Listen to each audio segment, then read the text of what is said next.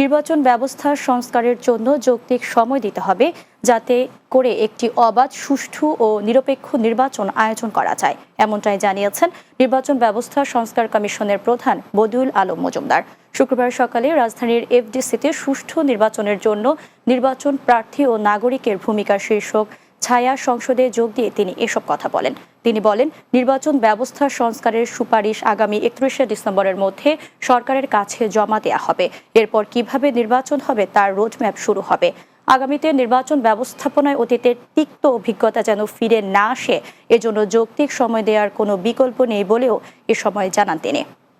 আমাদের সবাইকে অনুরোধ করব, আমাদের কমিশনের পক্ষ থেকে আমাদের ওয়েবসাইট আছে, আমাদের ফেসবুক আছে, আমাদের ইমেইল অ্যাড্রেস আছে। আপনারা আপনাদের মতামত, আপনাদের সুপারিশ আমরা পেতে চাই। এগুলো বিবেচনা নিয়ে আমরা আমাদের সুপারিশ পেশ করব সরকারের কাছে।